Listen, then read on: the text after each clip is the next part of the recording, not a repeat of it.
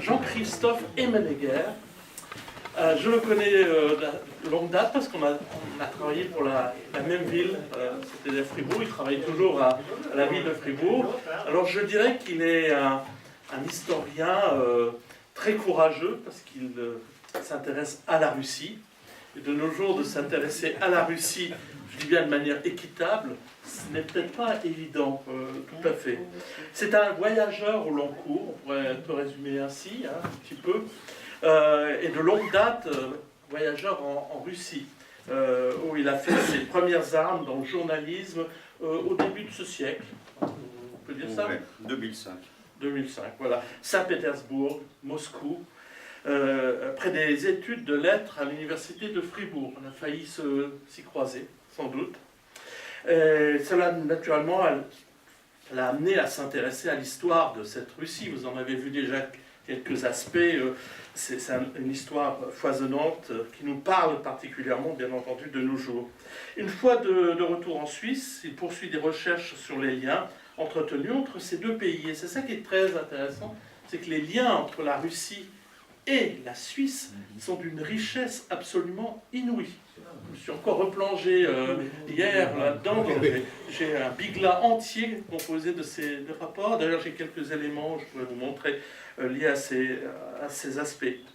Mais il s'est surtout intéressé aussi au domaine du renseignement durant la guerre froide. Et Jean-Christophe a publié plusieurs livres, dont un qui m'a absolument époustouflé. C'est le livre qu'il a consacré à Svetlana, la fille de Staline, qui s'était réfugiée en Suisse en 1967, donc bien longtemps après la mort de Staline. C'est un livre, je vous le recommande. D'ailleurs, j'avais invité Jean-Christophe le 14 mai 2019 pour en parler, l'opération Svetlana. Il y a aussi un livre retraçant la vie d'un fameux agent d'influence soviétique. Vous en avez peut-être déjà entendu parler. C'est le fameux Victor Louis, qui était un espion, enfin c'est quelqu'un... Agent d'influence. Ah, voilà. Toujours, il y a le mot équitable, hein, espion c'est déjà agent d'influence soviétique, qui a séjourné d'ailleurs plusieurs fois en Suisse. Il a contribué, d'ailleurs, ce qui va paraître, je crois, début juin, le tome 5 de l'histoire mondiale du renseignement, publié par le Centre français de recherche sur le renseignement avec un article dévoilant l'histoire d'un trafiquant de code suisse que Staline en personne avait amené ici. Fait rechercher par un espion soviétique célèbre, Dimitri Bistoletov. Voilà. Donc, voilà. Je crois avoir dit l'essentiel. Je lui passe immédiatement la parole. Merci. Donc, les présentations étant faites, mais je précise encore que je ne suis pas un spécialiste donc, de l'histoire de la Crimée ou de la Russie au Xe siècle, puisque mon travail se concentre effectivement sur les affaires de renseignement dans les archives et la guerre froide en particulier. C'est pourquoi quand on m'a demandé, M. Studer, d'intervenir aujourd'hui, j'ai hésité, et puis après discussion, on m'a assuré que votre public était large et bien intentionné envers les contributions, même les plus décalées par rapport à l'habitude. Donc, de toute manière, la présentation historique ayant été faite de manière fort détaillée tout à l'heure, il me semble, j'avertis le public que moi je vais plutôt tourner autour de cette guerre de Crimée que de m'y accrocher. Car ce conflit, en réalité, il ne fait que cristalliser une confrontation ou une rencontre plus large qui prend racine bien avant 1853 et se développe ses rameaux bien après 1856, qui sont les dates butoirs retenues par l'histoire. Je rappellerai la façon plutôt dont la Russie perçoit l'Europe et l'Europe la Russie durant tout ce processus de rencontre-confrontation. Pour cela, je me suis appuyé sur quelques textes qui permettront de dégager des notions que j'aimerais bien exprimer ici avec vous. C'est des notions clés de cette relation, comme russophilie, russophobie, slavophilie, occidentalisme. C'est ces notions qui sont très importantes au moment de la guerre de Crimée, mais qui se développent bien avant et qui perdurent souvent, on pourrait dire, jusqu'à nos jours. C'est pour ça que c'est intéressant de voir ça. Bon, j'ai une présentation qui est moitié écrite et moitié qui sera improvisée, spontanée. J'ai passé encore du temps hier à sabrer, sans aller jusqu'à la terre brûlée, à sabrer beaucoup de citations que j'arrivais pas à enlever parce que je trouve que c'était tout importante, mais on va le faire. Voilà, à cette époque où les relations Russie-Europe sont au plus bas, on pourrait dire, il est bien de se rappeler donc les temps où elles étaient, sinon au plus haut, du moins fluctuantes avec des hauts et des bas et non pas figées comme aujourd'hui si on s'en tient à l'actualité. Et cette époque de relations intenses, j'ai voulu la faire commencer en tout cas environ un siècle et demi avant la guerre de Crimée, montrer même un peu avant, sans me lancer dans une introduction d'histoire qui serait digne du président russe, pour ceux qui comprennent l'allusion à l'interview que M. Poutine avait accordée cette année au journaliste américain Tucker Carlson. Il lui avait demandé 30 secondes de mise en contexte au début, qui se terminèrent par 25 minutes d'histoire de la Russie récitée sans interruption et sans pense-bête comme moi, donc je ne vais pas pouvoir l'imiter. Je commencerai avec Pierre le Grand, parce que jusqu'à ce tsar, jusqu'au XVIIIe siècle, en gros, la Russie, je dirais, reste très éloignée de l'Europe. Elle fait peur, elle indiffère, elle est peu visitée, il y a des relations, mais elles sont rares. Rares sont les savants, les voyageurs à rapporter des impressions de Russie, hormis l'un ou l'autre missionnaire, explorateur, de manière assez sommaire encore. Je prends un petit exemple, au XVIIe siècle, on a Melchizedek Thévenot, un bibliothécaire du roi Louis XIV, qui est l'oncle du voyageur français Jean de Thévenot, et qui publie à Paris un recueil de récits de voyage qu'il avait rassemblés de divers auteurs sous le titre suivant « Relations de divers voyages curieux qui n'ont point encore été publiés ou qui ont été traduits d'auteurs anglais, hollandais, portugais, allemands, espagnols, persans, arabes et autres orientaux », publié en 1672. Et dans sa préface, ce Thévenot s'adresse au roi de France en lui déclarant son intention, je cite, « d'accroître le peu de connaissances que l'Europe a eu jusqu'ici de l'Asie ». Dans l'Asie, il faut inclure une bonne partie de la Russie en tout cas, à cette époque. Et il a aussi l'intention d'inciter la France à imiter les peuples voisins, d'Espagne, d'Italie, des Pays-Bas, d'Angleterre, dans leur conquête de territoires lointains, et à investir dans la navigation sur mer éloignée sous le pavillon français. Donc, je ne veux pas citer plus de textes, mais il y a des textes intéressants comme un récit sur les Cosaques qui habitaient donc la région actuelle d'Ukraine, et sur les Tatars aussi qui eux habitaient la Crimée, donc et leur combat, la relation avec les Russes, les Polonais. Je n'ai pas le temps de citer ça ici, mais ce que je voulais dire, c'est qu'ici on voit qu'on connaît encore très mal donc le pays Russie, et que c'est au tournant du XVIIe siècle, surtout à partir du XVIIIe siècle, que tout change. Un rapprochement se fait, une curiosité réciproque a lieu entre la Russie et l'Europe, rapprochement qui est fondé donc, sur une soif de connaissances, des progrès techniques, puis qui s'accompagne assez souvent de conquêtes territoriales soutenues par l'essor de sciences nouvelles.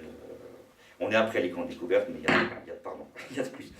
On va plus seulement explorer les terres étrangères, je dirais, pour les convertir les populations ou bien discuter avec leurs chefs. On y va pour apprendre leur langue, pour mesurer les distances, pour arpenter les terres.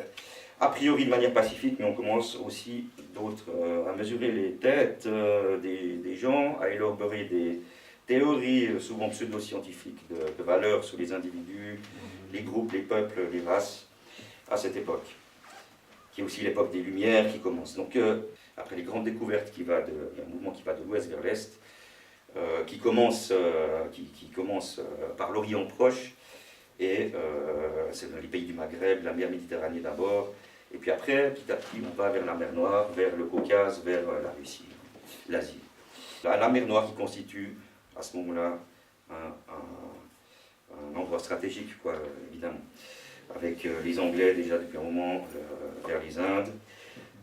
Mais quelque chose qui se heurtera à ce mouvement de l'ouest vers l'est, à ces colonisations en quelque sorte européennes en direction de l'est, c'est bien sûr l'Empire russe, qui ambitionne, lui, de remplacer l'Empire ottoman qui s'affaiblit, et puis qui est en train de s'imposer aussi face à l'Empire perse. Ce mouvement d'est en ouest, il est clairement engagé sous le règne du tsar Pierre Ier. Comme vous le savez, celui-ci a voyagé en Europe pour y puiser des connaissances, des idées techniques, des savoirs, et les ramener en Russie, non seulement afin de réformer la Russie et d'amener des idées européennes, donc pour améliorer les choses en Russie, mais aussi pour la faire exister à l'égal des monarchies européennes en termes de puissance. Parce que c'est lui, Pierre Ier, qui fera du Tsarat unifié de Russie, qui était constitué au XVIe siècle, c'est lui qui en fera un empire en se proclamant empereur de toutes les Russies en 1721. Mais en 1796, donc ce Pierre Ier forme sa grande ambassade, comme vous le savez peut-être, pour aller en Europe, dont fait partie ses amis proches, avec qui d'ailleurs il aimait bien festoyer, dont le Genevois, son ami de jeunesse, le Genevois François Lefort. Donc il voyage en Prusse, aux Pays-Bas, en Angleterre, en Autriche, etc. 1696. Mais à ce moment-là, le roi français Louis XIV refuse de le recevoir pour des raisons. Il y a des raisons géopolitiques sur lesquelles je ne vais pas m'attarder. 20 ans plus tard, en 1717, Pierre Ier fait un second voyage en Europe. Et cette fois-ci, il est reçu à Versailles les bras ouverts par le roi Louis XV et son régent. Louis XV a 8-9 ans, je pense, à ce moment-là. C'est-à-dire que voilà, Pierre Ier était devenu bien plus respecté. Il avait battu les Suédois à Poltava. Il y a différentes raisons, sans doute, qui expliquent cet accueil à la cour de France, qui est assez long. Je crois qu'ils font visiter beaucoup de choses, ils voient la noblesse. On trouve une trace intéressante de ces voyages du tsar Pierre Ier en France dans un récit qu'a laissé le duc de Saint-Simon, c'est un noble de la cour de France, dans ses mémoires sur le siècle de Louis XIV et la Régence. Saint-Simon, qui était en quelque sorte l'espion de Versailles, dans les coulisses du pouvoir. Je vais vous donner quelques extraits intéressants sur la manière dont il voit Pierre Ier et la Russie en ce début de XVIIIe siècle, même premier tiers, puisqu'il écrit ses mémoires après, et ils seront d'ailleurs censurés, publiés plus tard. Donc on peut penser que ces jugements sont de bonne foi, ils n'étaient pas destinés à une lecture immédiate ou médiatique comme aujourd'hui. Comment voit-il ça? La Russie et son tsar, il si justement fait de bruit dans le monde, que je serai succinct sur un prince si grand et si connu, et qui le sera sans doute de la postérité la plus reculée, pour avoir rendu redoutable à toute l'Europe une cour, donc la cour russe, qui n'en avait jamais été une, et une nation méprisée et entièrement ignorée pour sa barbarie. Jusqu'à ce moment-là. Donc le ton est donné, ça c'est intéressant, l'image qu'on se fait, qui est donnée de la Russie au début du Xe siècle, d'une nation qui était encore barbare. Je précise que le mot barbare, dans son acception là, ne veut pas forcément dire entièrement hostile, c'est simplement la signification originelle, depuis les Grecs, les Romains, les Français. Le barbare, c'est simplement celui qui ne parle pas la langue, qui n'est pas comme nous, qui n'a pas les mêmes manières, qui n'est pas civilisé, entre guillemets, mais d'après nous, si on étend la définition. C'est Montaigne qui disait que chacun appelle barbarie ce qui n'est pas de son usage. Donc le barbare, c'est pas encore le sauvage. Là, on a aussi c'est pas le sauvage. Même si on verra des glissements pour les Russes entre ces mots dans des écrits divers. Voilà. Saint-Simon, cela dit, donc, il se fait l'écho de cette Russie de Pierre Ier en des termes bons et admiratifs, je dirais, si on regarde l'ensemble de ses écrits. Je les qualifierais, ces écrits de Saint-Simon, de russophiles. Malheur à lui s'il existait aujourd'hui, s'il écrivait ça aujourd'hui.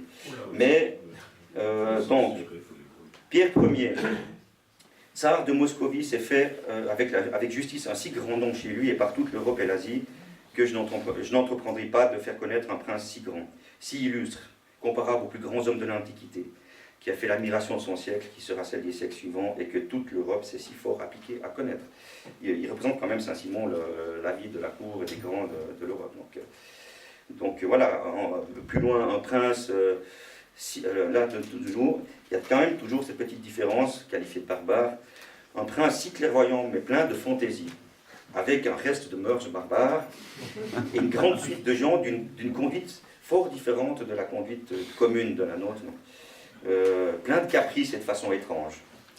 Ils étaient très délicats et très entiers sur ce qu'ils prétendaient leur être dû ou permis. Et là, on a quelques anecdotes très, très rigolotes.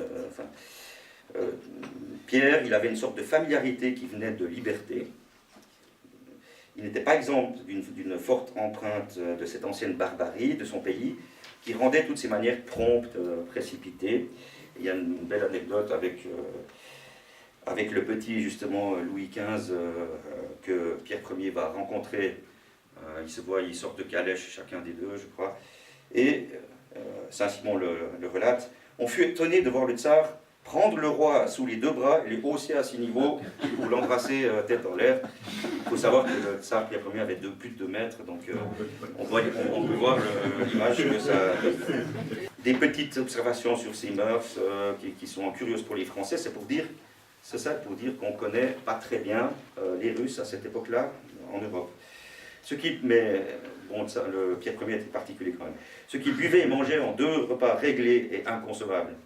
Sans compter ce qu'il avalait de bière, de limonade et d'autres sortes de boissons entre les repas. 1 bouteille ou 2 de bière, autant et quelquefois davantage de vin, des vins de liqueur après, à la fin du repas, des eaux de vie préparées, etc.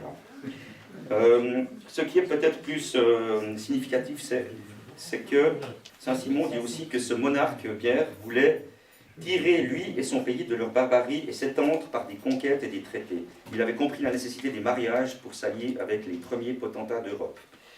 Et encore, la passion dominante du tsar était de rendre ces États florissants par le commerce. Le tsar avait une passion extrême de s'unir avec la France. Rien ne convenait mieux à notre commerce, à nos considérations dans le Nord, en Allemagne et par toute l'Europe. Saint-Simon, la France, à ce moment-là, était plutôt amie avec la Russie contre l'Angleterre, pour des raisons de nouveau de politique de l'époque. Et Saint-Simon déplore qu'il n'y ait pas eu cette union à l'époque entre la Russie et la France, à cause de l'Angleterre qui a mis un grain de sel. Je passe les détails. On peut remarquer que la Russie, à partir de Pierre le Grand, jouit d'une certaine gloire en Europe, une admiration avec des superlatifs, que même Voltaire a exprimé dans son Histoire de l'Empire de Russie sous Pierre le Grand, qui est surtout une histoire de Pierre le Grand, où il dit « L'établissement de cet empire, donc l'Empire de Russie, est peut-être la plus grande époque pour l'Europe après la découverte du Nouveau Monde. » On peut imaginer quand même que d'autres puissances européennes regardaient avec appréhension ce pouvoir grandissant de la Russie. Je précise peut-être que, hormis cette avancée de la Russie vers l'ouest, il y a aussi en parallèle une avancée de la Russie vers les territoires immenses de Russie qui sont encore inexplorés, qui sont l'Oural, la Sibérie, jusqu'au Kamtchatka, jusqu'à l'Extrême-Orient à ce moment-là. Ces explorations se font, ce qui nous intéresse, elles se font très souvent avec des ingénieurs, des géographes, des militaires russes, mais aussi européens, de diverses nationalités, qui se mettent au service du tsar et qui font avancer les choses de son côté. Et j'aimerais juste citer une personne qui s'appelait Vassili Nikititch Tatichev. À l'époque de Pierre le Grand, c'était l'historien et géographe de Pierre le Grand. Et puis c'est l'un des premiers historiens au sens professionnel du terme en Russie, mais c'était aussi un responsable des mines, comme ingénieur, qui a installé les premières mines et usines métallurgiques dans les monts Oural. Donc on est vers 1730-40, je pense, à ce moment-là. Et c'est lui qui proposa pour la première fois, sur ordre de Pierre le Grand, c'était Pierre le Grand qui avait cette ambition, de considérer que l'Europe s'étend à l'est, depuis l'ouest jusqu'au mont de l'Oural. C'est pour ça il y a certains font remonter la formule de Charles de Gaulle, l'Europe de l'Atlantique à l'Oural, on pouvait attribuer à Pierre le Grand et ce géographe. Sauf que Pierre de Gaulle l'employait au XXe siècle pour légitimer une politique de coopération avec d'autres pays sans subir les ordres de outre-Atlantique. Mais peut-être qu'à l'époque de Pierre le Grand, je pense, l'idée avait un autre sens, c'était celle qui nous intéresse aussi ici, c'était celle d'affirmer l'identité d'un empire russe qui est à cheval sur 2 continents, c'est-à-dire une identité à la fois européenne et à la fois asiatique, non européenne de la Russie. Ce qui est, on peut l'interpréter, on pourrait discuter, mais c'est peut-être une manière d'asseoir, de montrer justement une puissance plus grande.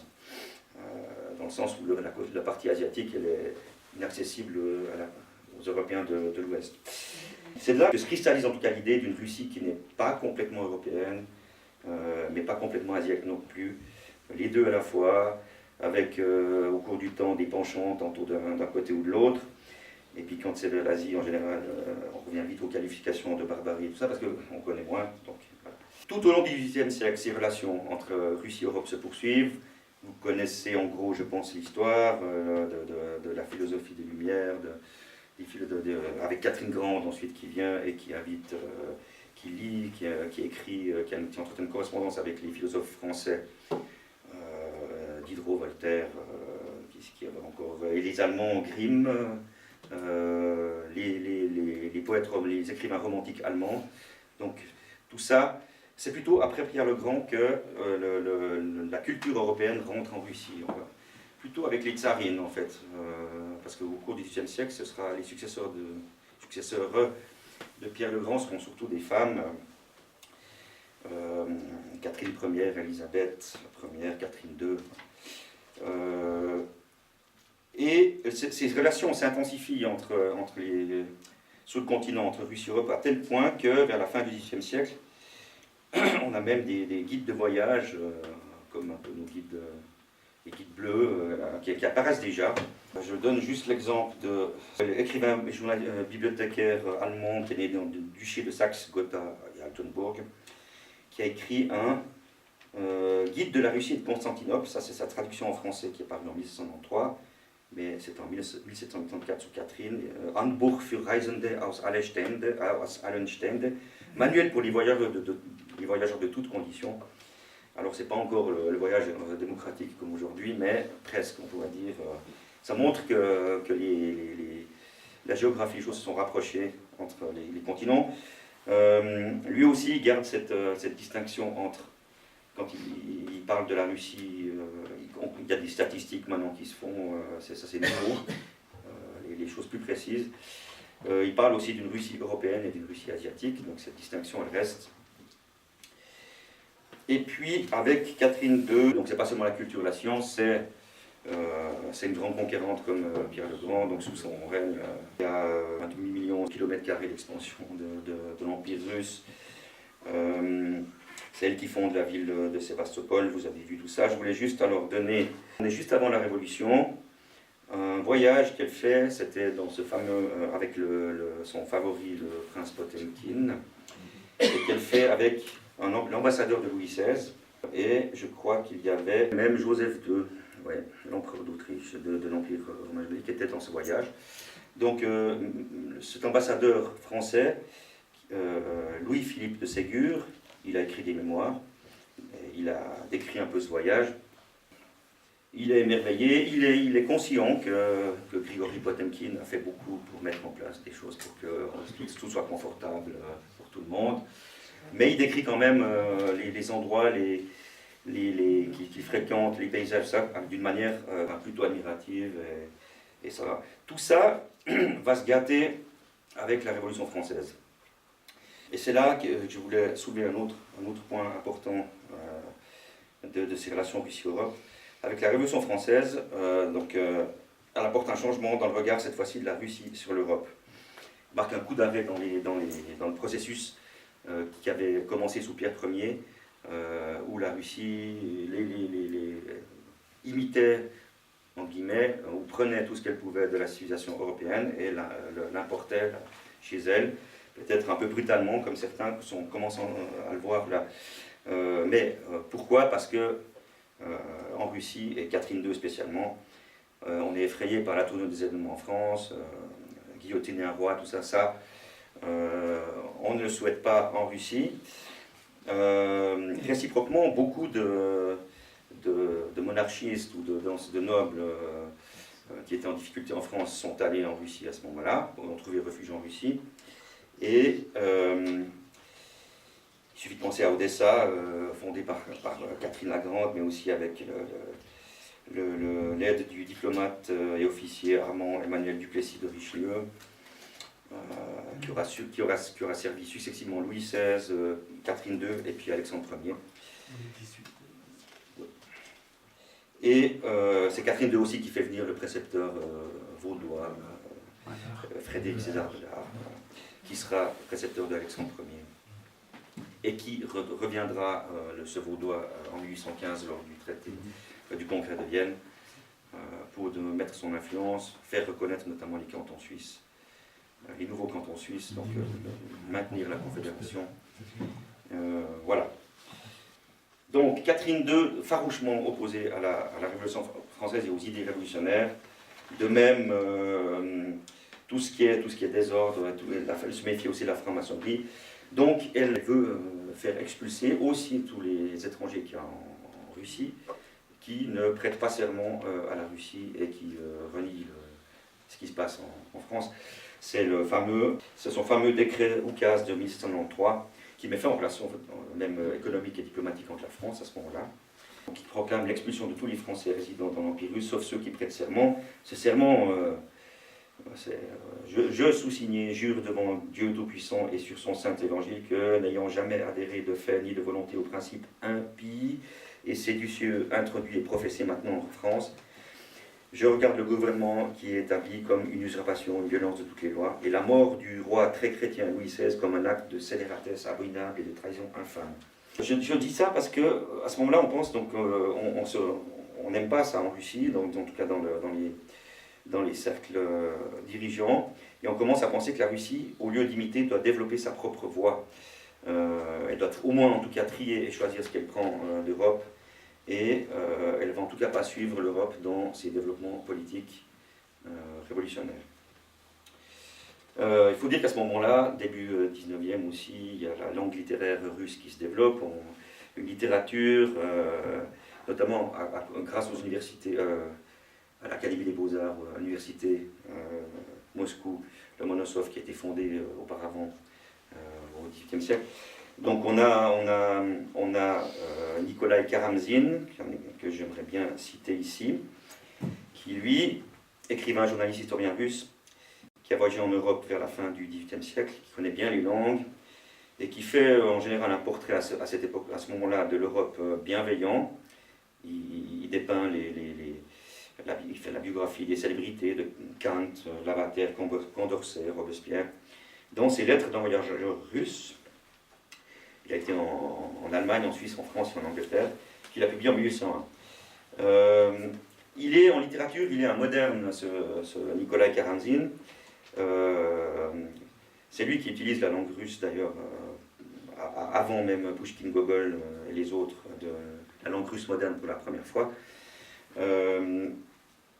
Il est novateur, il est cosmopolite en littérature, mais en pensée politique, et ça c'est une chose intéressante en Russie, je dirais jusqu'à aujourd'hui, en pensée politique, il se révèle un conservateur en réaction, vraiment, à l'évolution de l'Occident, qu'il juge mauvaise, pernicieuse pour le développement de la Russie.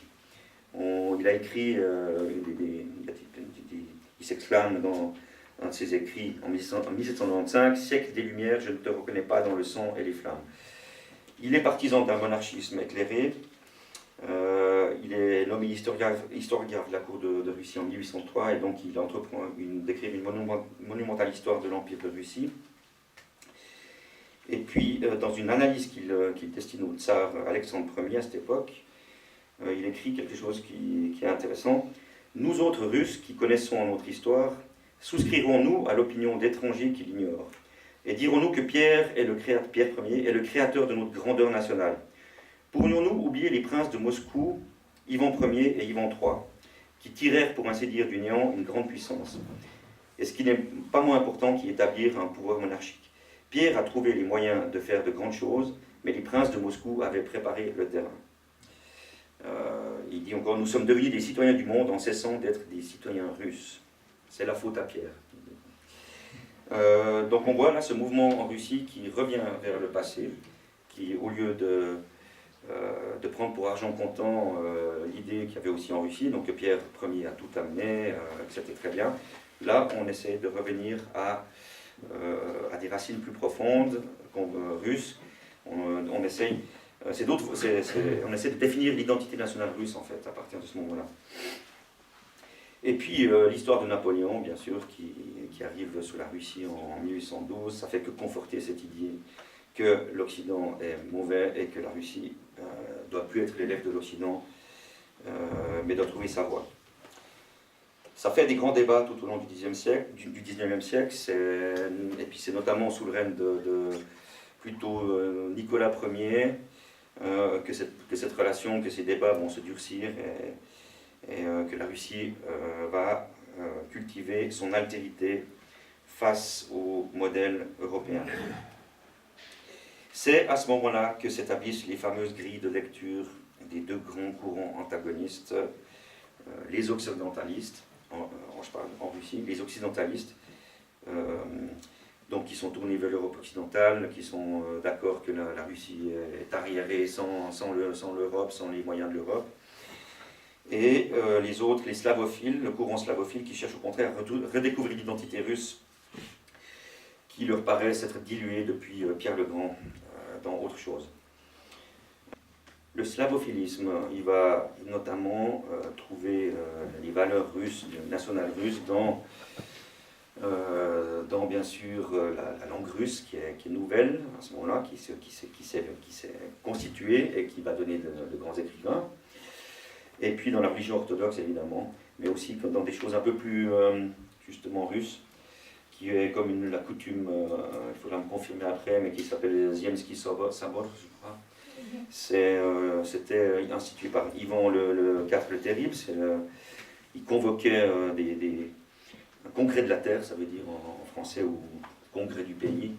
C'est-à-dire qu'il avait l'ambition de convoquer toutes les classes de la société, clergé, bureaucratie, représentants des commerçants, afin de trouver des solutions pacifiques aux conflits entre eux. Et aussi une autre chose, une organisation qu'on peut appeler l'institution du MIR,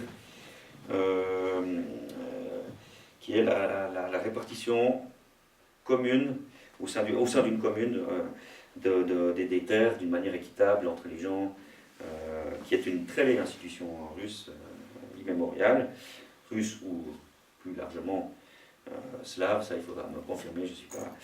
Mais les Russes voient là-dedans une des essences de leur identité, les slavophiles. Donc ce courant va entre les deux c'est un courant de tension entre ceux qui sont plutôt occidentalistes et plutôt slavophiles, qui va perdurer du XIXe siècle, et moi je dis qui perdure jusqu'à aujourd'hui d'une manière ou d'une autre. Bien sûr, les tensions qui précèdent la guerre de Crimée, les révolutions de 1848 en Europe, l'intervention russe aussi pour réprimer la révolte polonaise ou hongroise, ça va provoquer, ça va galvaniser ces mouvements, tantôt les uns les autres. Mais c'est pas si simple. C'est pas si simple parce que si on regarde les slavophiles, on pense que c'est des vieux réactionnaires avec les cheveux blancs, etc. Non, si on imagine. Eux, les slavophiles, sont également, ce sont eux qui sont pour la disparition du servage, justement par rapport à cette coutume ancienne qui était plus équitable. Inversement, les occidentalistes, rien n'est simple en Russie, n'importe où, mais là, les occidentalistes qui sont pour l'Europe, quand il en va de la menace des institutions russes, hein, ils vont partager les points de vue des slavophiles, parce qu'ils veulent pas que... Ils n'aiment pas, la plupart, que l'institution soit menacée, même si on est occidentaliste. Et là, pour ça, je cite, et j'en arrive bientôt à quelque chose d'intéressant, qui va vous réveiller, j'espère. Je cite l'écrivain, philosophe russe Piotr Tchalaïev, qui est considéré, lui, comme le père du mouvement occidentaliste, pour avoir exposé dans ses lettres philosophiques, publiées en 1836 la première fois, exposer la thèse de la nullité historique de la Russie, justement, qui doit tout à l'Europe. Mais, toutefois, alors le même, en pleine guerre de Crimée, en 1854, bien qu'il reconnaisse toujours l'apport de l'Europe à la Russie autrefois, là, il qualifie l'Europe sur le point de retomber dans la barbarie. C'est le même. On a plusieurs cas comme ça. L'écrivain, si vous connaissez rapidement Alexandre Herzen, russe, aussi occidentaliste d'abord, à sa façon, lui dans une sorte de socialisme, populisme, Alors lui, qui a vécu et voyagé en Europe, qui allait chercher là une libération, il sera déçu de l'embourgeoisement de l'Europe en 1848. Il finira par partager les motifs en fait, de l'exclusivisme russe slavophile. Il deviendra suisse. Comment? Il sera suisse. Oui, il a été naturalisé suisse dans une commune fribourgeoise. Bourg. Oui, exactement. Mora. Il a vécu à l'hôtel, à l'auberge de Zeringen. Une autre personne intéressante russe, Fyodor Tchouchtchev, qui était diplomate de carrière, mais aussi un grand poète, un des plus grands poètes lyriques russes à côté de Pouchkine. Dans les années 1840, il arrête d'écrire d'autres choses que des écrits politiques sur les relations entre la Russie et l'Europe, justement. Vers 1848, il rédige un essai qui n'a jamais terminé, qui s'intitule « La Russie et l'Occident », où il exprime sa hantise, qui est assez typique de la société ou de quelque chose de russe que je connais aussi. Sa hantise du chaos, de désordre. On n'aime pas le désordre. Dans son essai, il écrit ceci, et c'est un grand poète lyrique, à côté, pourtant, reconnu. L'Occident s'en va, tout croule, tout s'abîme dans une conflagration générale. C'est un conservateur politique, aussi en idée politique. Il est anti-socialiste, anti-communiste et anti-athée. Voilà. Il exalte, lui, une mission pour la Russie, qui est la Russie salvatrice, qui est salvatrice du monde, même plus que de l'Europe, et qui passe bien sûr aussi par l'Église orthodoxe. Il a l'utopie de l'ère nouvelle qu'il voit, donc on est au milieu du XVIIIe siècle. Alors selon lui, cette ère nouvelle elle constituera par la constitution définitive d'un grand empire que la Russie créera en absorbant l'Autriche, en reprenant Constantinople et en plaçant sous sa protection militaire impériale l'Allemagne et l'Italie, ainsi la réunion des églises d'Orient et d'Occident. Ça, c'est son vœu le plus cher à ce Tchouchtchev. Il écrit « Il y a de la Russie partout où se rencontre l'Église orthodoxe. Répétons-le et ne nous laissons pas de le redire, l'Église d'Orient est l'Empire orthodoxe, identique dans son principe. Voilà pour qui sait voir toute la question entre nous et la propagande occidentale. » Il écrit ça, donc tout ce qui n'est pas cela, tout ce qui est dans la polémique de la presse étrangère ne mérite pas d'occuper notre attention. Ce double principe historique de notre existence nationale est le seul moyen de tenir tête à l'esprit de l'Occident, de mettre un frein à ses prétentions comme à ses hostilités. Tchouchtchev voyait dans la guerre de Crimée le combat décisif de l'Occident et de la Russie, et la défaite de Sébastopol a touché un peu ses ardeurs, mais d'autres écrivains, Mikhail Bogodine en Russie, qui a le même idée. Où je voulais en venir, c'est que cette idée de déclin de l'Europe, de l'Occident pourri, on retrouve ces termes au Xe siècle, que l'Occident doit ou peut être sauvé par la Russie, qui est la gardienne des traditions et d'un ordre, et bien cette idée remonte à cette époque. Et je fais une parenthèse parce que, si vous me permettez, je suis aussi beaucoup l'actualité, qui me rend parfois proche de la folie, mais l'ancien Dimitri Medvedev, l'ancien président russe, aujourd'hui vice-président du Conseil de sécurité nationale russe, qui a aussi le rôle en fait non officiel, officieux de fou du roi, je dirais. Parce que c'est son rôle vraiment, donc il écrit librement des choses, mais des diatribes régulières, je dirais des diatribes sur les réseaux sociaux, que je lis moi avec délectation pour le côté rhétorique littéraire de ces diatribes, et puis pour le reste je ne dis rien parce que je ne prends pas position ici. Mais il utilise, ce qui est intéressant, c'est qu'il utilise exactement les mêmes termes que ces écrivains slavophiles utilisaient au Xe siècle. Souvent, Occident pourri, Europe dégénérée, voilà. Ça, il y en a d'autres. Il y en a d'autres qui ont utilisé ces mêmes termes.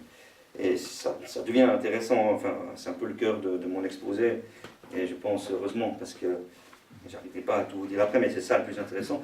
Je peux encore prendre l'exemple, par exemple, du discours de Solzhenitsyn, Alexandre Solzhenitsyn, en 1978, devant les étudiants de Harvard. Vous savez qu'il a dit que c'était un des dissidents soviétiques le plus célèbre, avec la fille de Staline. Il y a d'ailleurs eu 3, 4 5 dissidents célèbres. Tous les autres, ensuite, ont été ignorés, ce qui était plus intéressant pour eux. Mais c'est un autre chapitre. Donc, Alexandre Solzhenitsyn, devant Harvard, il déclare je ne prendrai pas votre société comme modèle pour la transformation de la mienne. C'est aussi un discours, c'est aussi une note de slavophilisme telle qu'on la trouve au Xe siècle et qu'elle se développe jusqu'à présent. Solzhenitsyn, comme vous le savez, après avoir été en exil de 1974 à 1994, il retourne en Russie en 1994. Vous connaissez peut-être l'histoire de sa suite, je ne veux pas la dire ici, mais il a écrit un livre qui s'intitule en français La Russie sous l'avalanche. Ça me rappelle un peu les titres aussi du Xe siècle. Publié en 1904, après son voyage qu'il a fait à travers l'ancienne URSS, en fait. Il parle longuement, sans vouloir polémiquer, hein, je dis de ce qu'il parle, il parle longuement il a traversé l'Ukraine, il parle longuement du nationalisme ukrainien, déjà à cette époque, et puis en prédisant une catastrophe déjà à cette époque. Enfin, la catastrophe, comme il l'a prédit, elle ressemble étrangement à celle que nous voyons se produire depuis une dizaine d'années, avec la différence notable, lui, par rapport au slavophilisme du Xe siècle, qui s'attaquait, disons, à l'Occident, aux puissances occidentales, France, Grande-Bretagne. Ici, lui, il met en cause les États-Unis dans la question ukrainienne, déjà en 1994, avec des incursions dans les ports, etc. Dans notre marque, dans l'inclination slavophile, du slavophilisme, on peut aussi voir chez les Russes quelque chose d'un sentiment de supériorité, je dirais, qui se manifeste, de supériorité spirituelle et morale de la Russie face à l'Occident décadent. Il y a cette sorte. Et j'aimerais dire que cette forme, on la retrouve chez le vice-président de la Douma d'État russe actuelle, qui s'appelle Piotr Tolstoï. Je dis ça parce qu'on va arriver à Tolstoï, un autre. Donc voilà, lui aussi, il est francophone, il a vécu en France, il a voyagé en Europe, et puis de retour en Russie, comme Herzen, comme Tchoutchev, comme ces autres que j'ai cités, il est très virulent dans ses interventions à présent, que vous pouvez peut-être entendre sur les chaînes françaises, mais avec quelque chose d'intéressant. Il a dit la Russie est le plus grand pays d'Europe. Ça, c'est précise. Il le dit dans un sens slavophile parce qu'il pense que la Russie fait partie organiquement de l'Europe, que l'un ne peut vivre sans l'autre, mais en insistant sur la grandeur de la Russie. Et en insistant aussi sur le rôle salvateur de celle-ci, comme les slavophiles. Il le dit d'une manière assez différente. J'ai entendu par hasard l'autre jour de notre ancien ambassadeur suisse à Moscou, Yves Rossier, qui, dans une émission télévisée récemment, a dit quelque chose, et a dit exactement ceci. La Russie reste malgré tout un pays européen, c'est pas autre chose. Alors, il y a, peut-être vous ne sentez pas les différences, mais il y a une manière de dire qui est différente, par oral. Entre dire la Russie est le plus grand pays d'Europe et puis la Russie reste malgré tout un pays d'Europe, on sent les deux points de vue. Je voulais parler de Léon Tolstoï, donc l'écrivain qui a été sur le front, au siège de Sébastopol, et puis d'un écrivain suisse, parce que c'est deux choses un peu différentes. Je vais peut-être dire deux mots.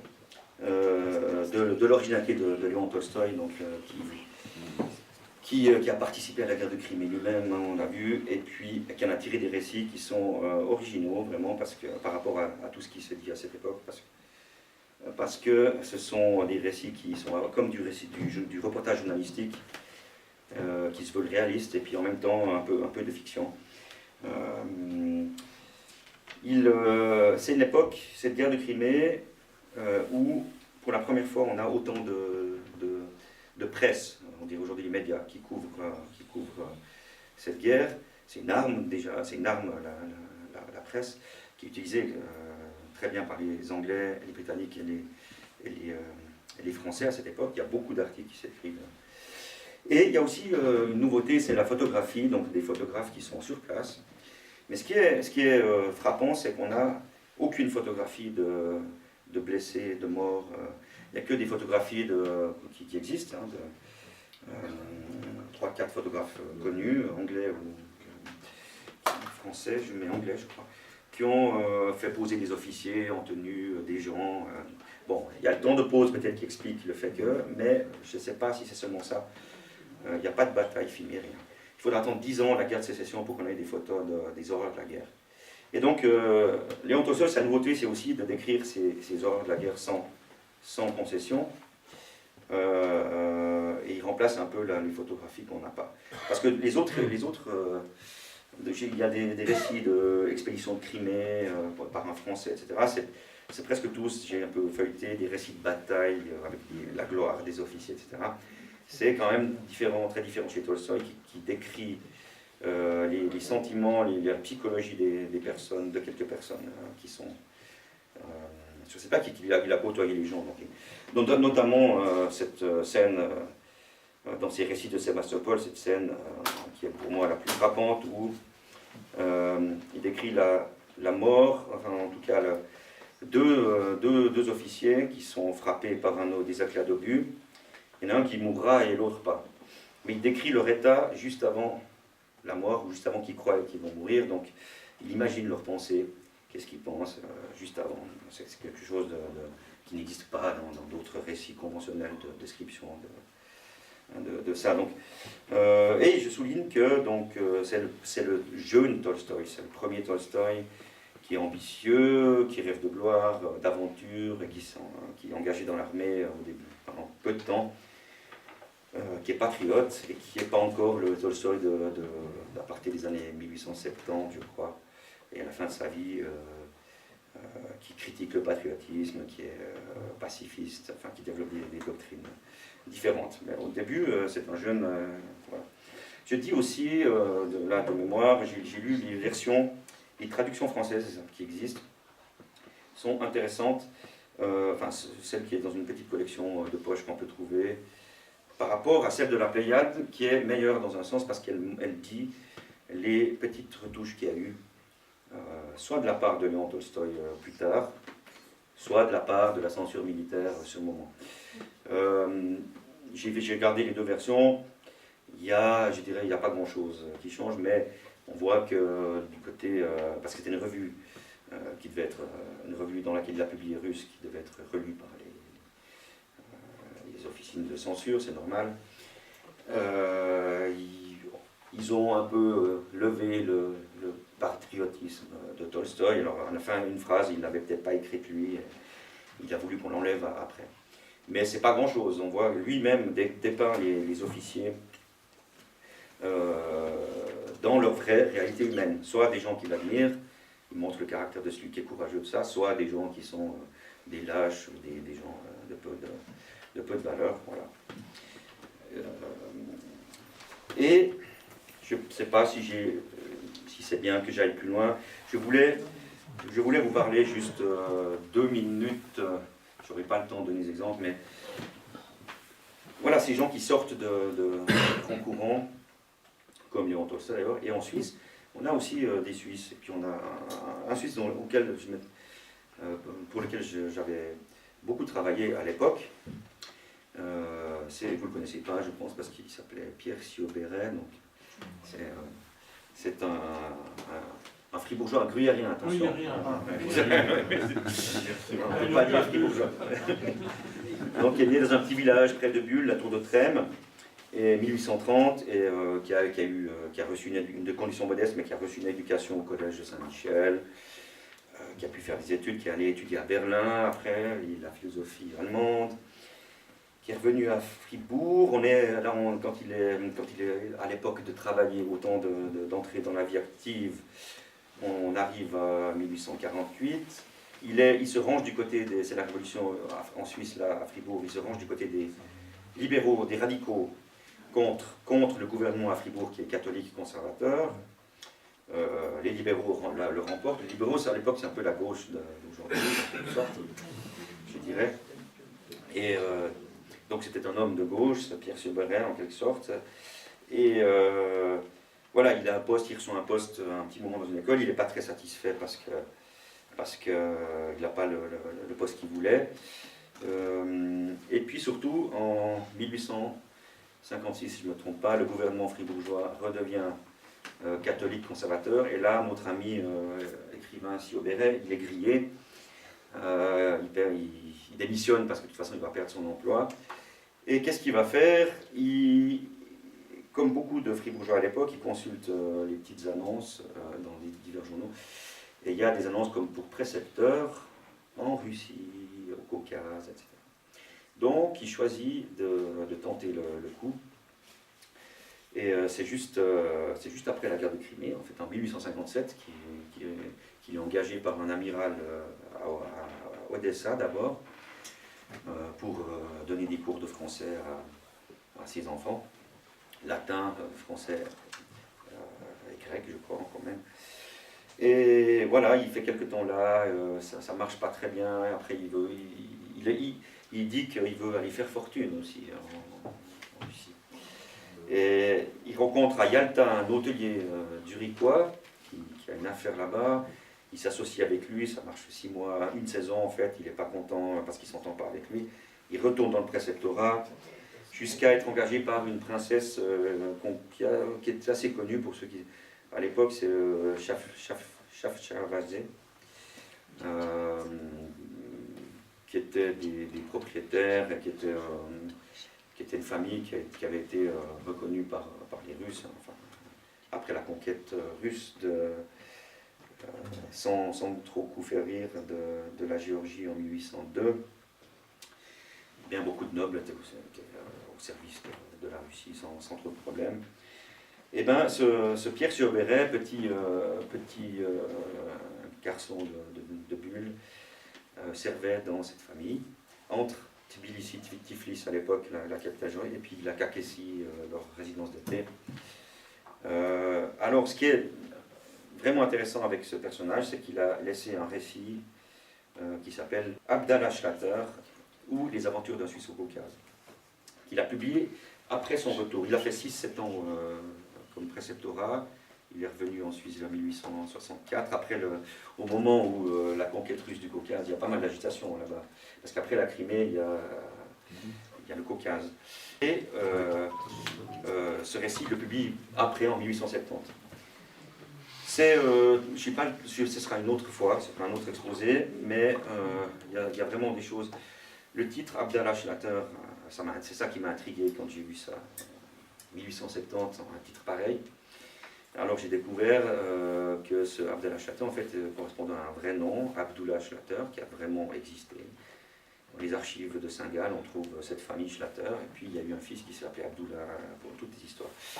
Et ce Pierre Siobéret s'est inspiré de cette personne, ce Abdullah Schlatter, qu'il a rencontré dans le Caucase, qui a eu un destin fantastique et tragique, parce qu'il s'est marié à une princesse abkhaze, princesse, un peu toutes les jolies filles de village étaient des princesses à cette époque, on peut l'entendre aussi comme ça. Et c'est ça, il a eu des enfants, ce Abdullah Schlatter, mais en vrai. J'ai même une descendante qui m'a contacté, ça c'était dans les années 2010 quand je travaillais sur ce sujet.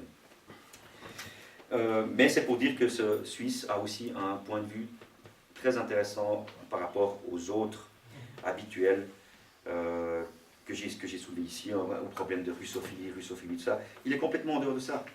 C'est un Suisse. Il était neutre. Si seulement. Ouais. Donc, il ne prend pas position dans son bouquin. Il décrit, c'est un bouquin très intéressant. Il décrit toutes les peuplades qu'il y a un peu là-bas, qui font du commerce, les Arméniens, les Russes, et tout le monde en prend pour son compte. Il met tout le monde dos à dos, vraiment, chacun fait quelque chose pour avoir l'autre, etc. Et il n'y a pas de dénigrement de type racial, raciste, comme on peut dire dans d'autres récits à cette époque-là, même chez Alexandre Dumas et d'autres écrivains. Donc c'est intéressant de ce point de vue-là. Il évoque la Crimée parce que c'est tout près, c'est pour ça que je voulais l'évoquer aussi ici. Il faudrait en parler plus longuement. Je ne peux pas ici, voilà, j'espère que c'était moitié improvisé, moitié écrit.